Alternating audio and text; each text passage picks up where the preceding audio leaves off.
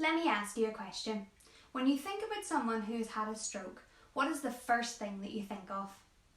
Often when we think about stroke, our minds gravitate towards the physical impairments that stroke leaves behind, like reduced mobility or paralysis on one side of the body. But we sometimes forget that stroke affects the way we think as well. My name is Rebekah and my PhD research investigates the effect of exercise on our thinking skills after stroke. I have been speaking with survivors and their families about how stroke has impacted their lives. I would love to tell you a survivor's story. Let's call him John. John is 45 years old. He was a marathon runner.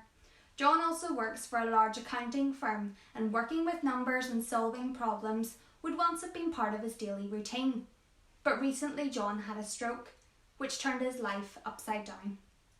John was a runner, and now he does little to no physical activity, which is typical of most stroke survivors. And for a marathon runner, I am sure you can imagine the impact that had. Many survivors adopt a sedentary lifestyle, spending on average 60 to 80% of their waking hours in a chair or in bed. Unfortunately, John cannot go back to work just yet.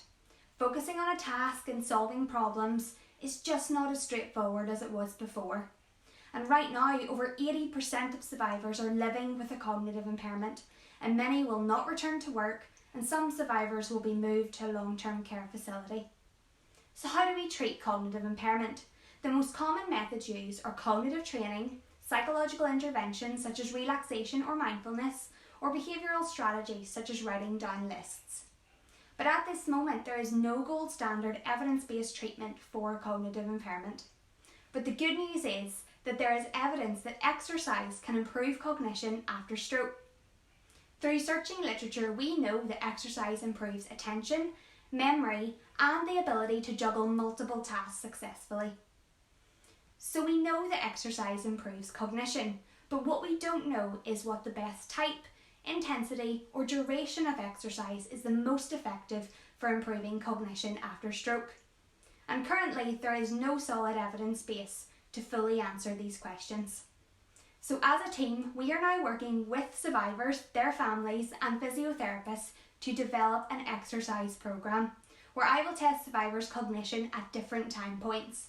This way, we can help determine the best exercise prescription for stroke. So why does my research matter? Well, the benefits of exercise go beyond improving cognition. Exercise will also reduce the risk of having another stroke, and it may allow survivors to return to the lives that they once lived.